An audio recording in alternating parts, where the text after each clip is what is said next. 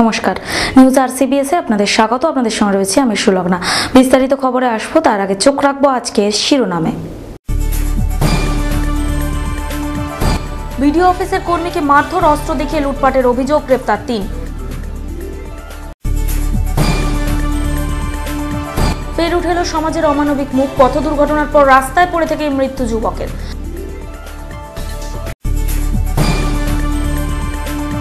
কোলাঘাটে IOC সচেতনতা শিবির, হঠাৎ দুর্ঘটনায় করণীয় কি তা নিয়ে আলোচনা।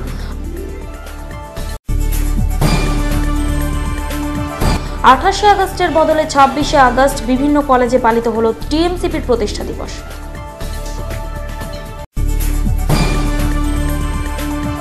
নতুন চাষের পদ্ধতি ও প্রয়োগ নিয়ে আলোচনা, কোলাঘাটের স্বেচ্ছাসেবী সংস্থার উদ্যোগে কৃষি সেমিনার।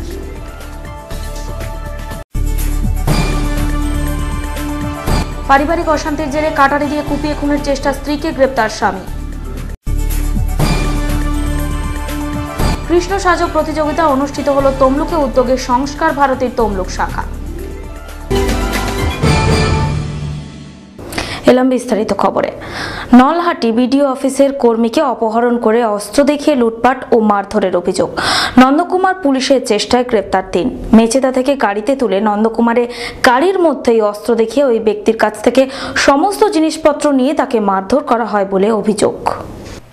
নলহাটি বিডিও অফিসের কর্মীকে অপহরণ করে অস্ত্র দেখিয়ে লুটপাট মারধরের অভিযোগ উঠল।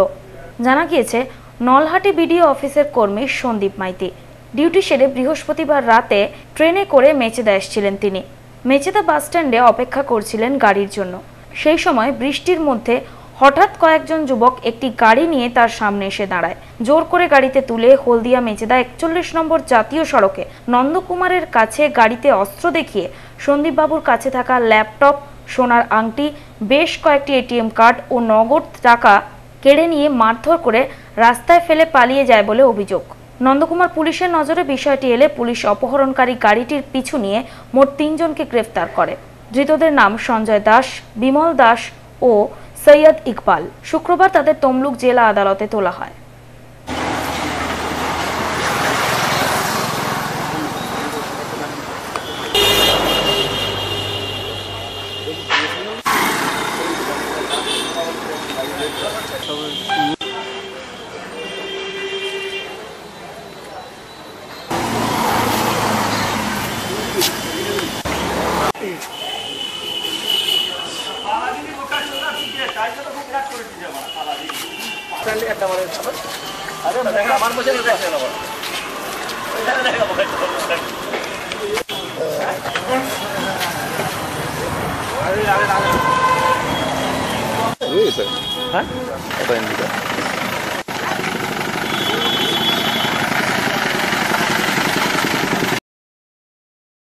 Bureau report, news আরসিবিএস।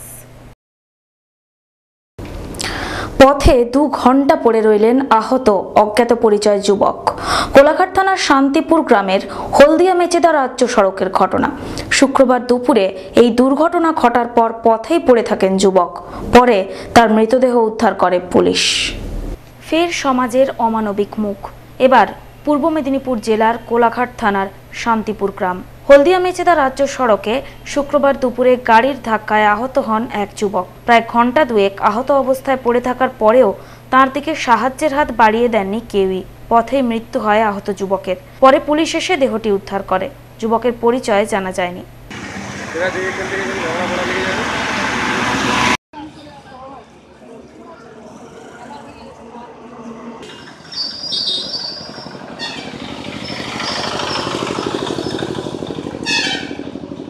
रोड से सो रहा है ना, गाड़ी वाड़ी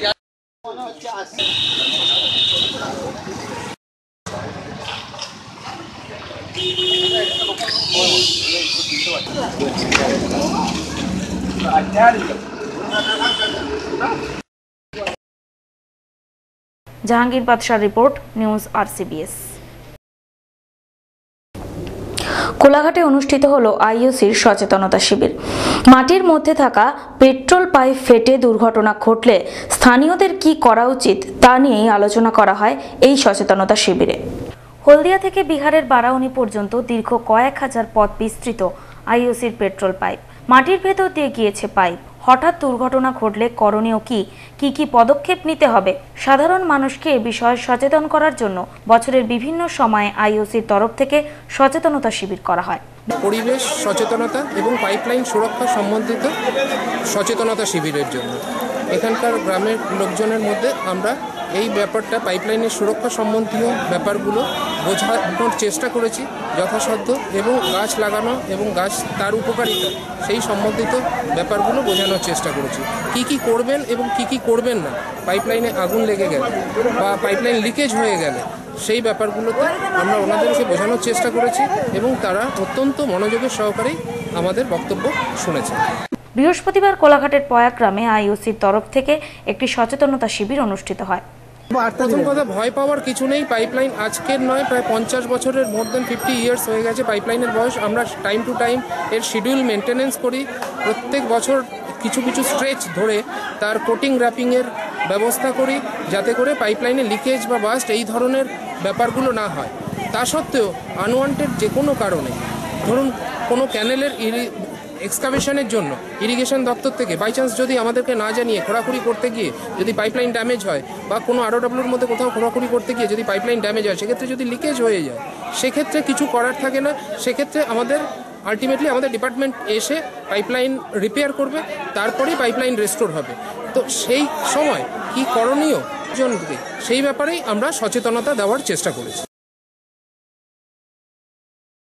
Prasun Banerjee report, news RCBS। 28শে আগস্ট ছুটির দিন, তাই মুখ্যমন্ত্রীর নির্দেশে 26শে আগস্টই পালিত হলো টিএমসিপির প্রতিষ্ঠা দিবস। শহীদ মাতঙ্গিনী হাজরা কলেজের অনুষ্ঠানে উপস্থিত ছিলেন নন্দকুমারের বিধায়ক সুকুমার দে। 28শে আগস্ট তৃণমূল ছাত্র পরিষদের প্রতিষ্ঠা দিবস, কিন্তু দিনটি রবিবার অর্থাৎ ছুটির দিন, তাই মুখ্যমন্ত্রীর নির্দেশে 26শে আগস্ট অর্থাৎ শুক্রবার বিভিন্ন কলেজে পালিত হচ্ছে দিনটি। শহীদ মাতঙ্গিনী হাজরা মহিলা কলেজে তৃণমূল ছাত্র পরিষদ ইউনিট শুক্রবার দিনটি পালন করল।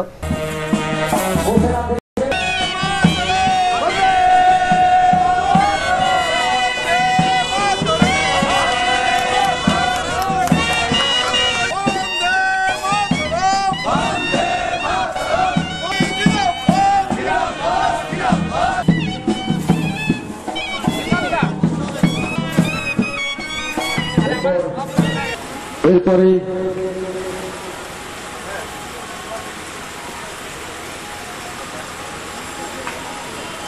পূর্ব মেদিনীপুর জেলা পরিষদের আত্মসহায়ক, পরে পূর্ব মেদিনীপুর জেলা পরিষদের শিক্ষা কর্মাধ্যক্ষ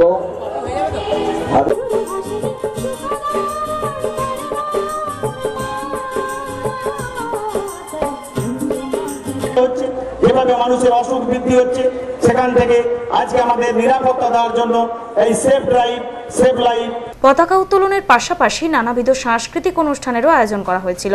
উপস্থিত ছিলেন নন্দকুমারের বিধায়ক সুকুমার দে সহ কলেজ পড়ুয়ারা।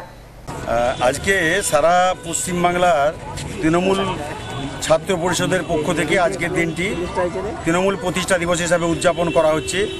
যদিও তৃণমূল ছাত্র পরিষদের প্রতিষ্ঠা দিবস 28শে আগস্ট, কারণ এটি আপনারা জানেন যে ছুটির দিন, এবং সব কিছুই ছুটির দিন মানুষ বিভিন্ন আমেজে থাকে।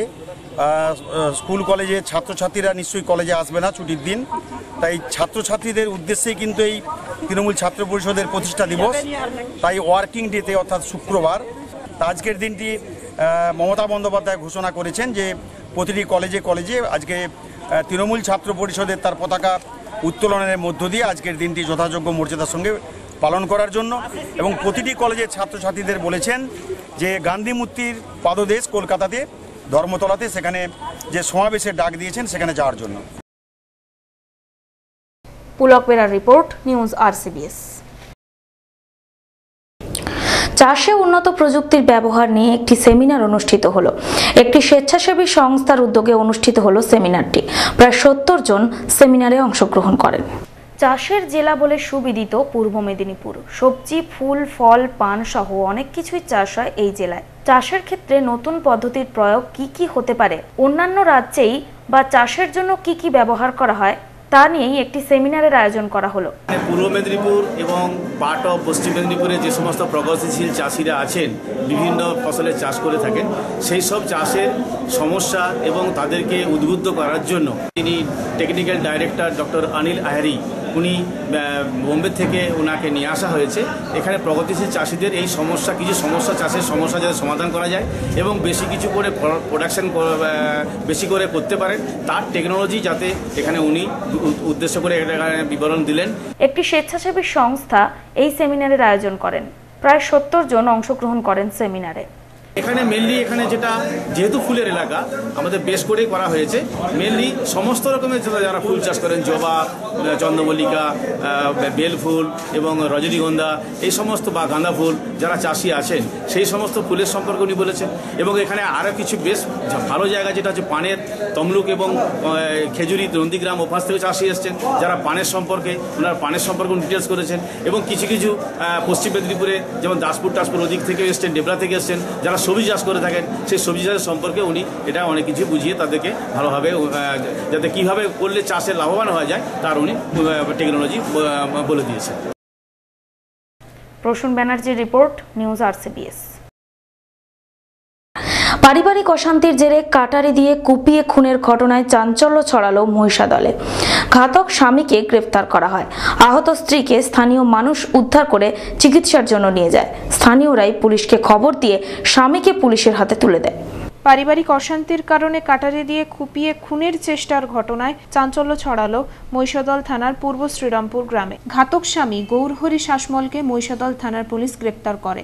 আহত স্ত্রী সবিতাকে স্থানীয় মানুষ উদ্ধার করে চিকিৎসার জন্য মহিষাদল গ্রামীণ হাসপাতালে নিয়ে যায়। সেখানে তার চিকিৎসা চলছে। স্থানীয়রা জানিয়েছেন, কয়েকদিন ধরে স্বামী স্ত্রীর মধ্যে ঝগড়া হতেই থাকতো। বৃহস্পতিবার দুপুরে বাড়ির মধ্যে থেকে চিৎকার শুনে প্রতিবেশীরা ছুটে আসে। আহত অবস্থায় মেয়েটিকে বাড়ির মধ্যে পড়ে থাকতে দেখে। স্থানীয়রাই পুলিশকে খবর দিয়ে স্বামীকে পুলিশের হাতে তুলে দেয়। হয়েছে বলতে আজ থেকে প্রায় মাস তিনেক আগে এদের একটা স্বামী স্ত্রী দুজনে একটা গন্ডগোল এদের একটা হয়েছিল। গন্ডগোলের পরিপ্রেক্ষিতে মারপিট প্রচণ্ড পরিমাণে হয়েছিল। ছেলেটা মেয়েটাকে শাবল দিয়ে মেরেছে। মারার পরে ওর মানে মাথা চুল পুরো কাটিং করে দিয়েছিল। কাটিং করে দেওয়ার পরে এরা মাসখানিক ছিল না। তো ঠিক বড় রথের দিনও এরা এলো। এরা আসার পরে আবার সেম একই মারপিট হয়ে এরা চলে গেল। তো আজকে হঠাৎ করে এরা এলো। আমি তখন মানে কোনো ব্যাপারটাই ধরো জানি না। আমি পুকুরে জাল ফিকতেছি, একটা চিৎকার ধরো শুনে আমি এলাম। এসে দেখলাম এদের মধ্যে বিশাল একটা মারপিট হয়ে গেছে। মারপিট হতে তখন লোকজন প্রচুর জড়ো হয়ে গেছে। আমরা মেয়েটাকে মোটামুটি হসপিটালে পৌঁছে দিলাম। এর বেশি মেরেছে বলতে ওই হেঁসা দিয়ে মেরেছে। ওই হেঁসা বলে একটা কাটারি, ধরো পাশের বাড়ি থেকে একটা কাটারি নিয়ে হেঁসা দিয়ে মেরেছে। বিভিন্ন জায়গায় লেগেছে, হাতে, মাথায়, মানে গলায়, বিভিন্ন জায়গায় লেগেছে। হ্যাঁ, লোকটাকে পুলিশে নিয়ে গেছে। Bureau report, news RCBS। Krishna সাজো প্রতিযোগিতা অনুষ্ঠিত হলো তমলুকের বর্গভীমা মন্দিরে। সংস্কার ভারতীর 14তম বর্ষের উদ্যোগ। বৃহস্পতিবার বিকেলে মন্দির প্রাঙ্গণে প্রায় 75 জন কচিকাঁচা কৃষ্ণের সাজে সেজে ওঠে। হাওড়া, কলকাতা ও জেলার বিভিন্ন প্রান্ত থেকে প্রতিযোগিতায় অংশগ্রহণ করেন।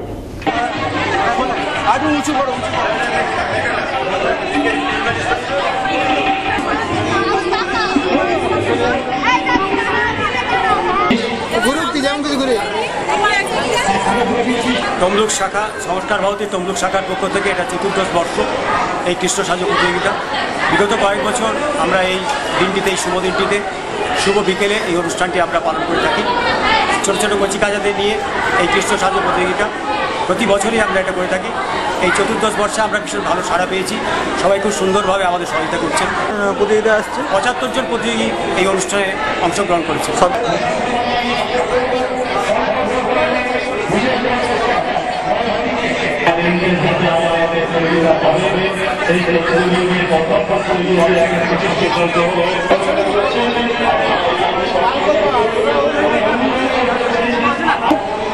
আজ ভগবান শ্রীকৃষ্ণের জন্মাষ্টমী উৎসব। এই উৎসবের সঙ্গে আমি প্রায় 8 থেকে 10 বছর যুক্ত এবং প্রতি বছর এই দিনটিতে আমরা যতই যেদিকে কাজ থাকুক না কেন আমরা এই ভগবান শ্রীকৃষ্ণের কাজে ব্যস্ত থাকি।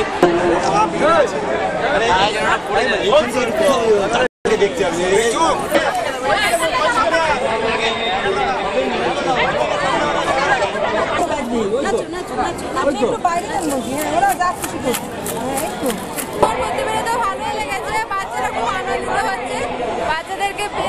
ছোট বাচ্চাদের যে নতুন একটা অনুষ্ঠান, খুব ভালো লেগেছে। Pulak Bera report, news RCBS। News RCBS আজ এ পর্যন্তই। দেখা হবে আগামীকাল ঠিক এই সময়। নমস্কার।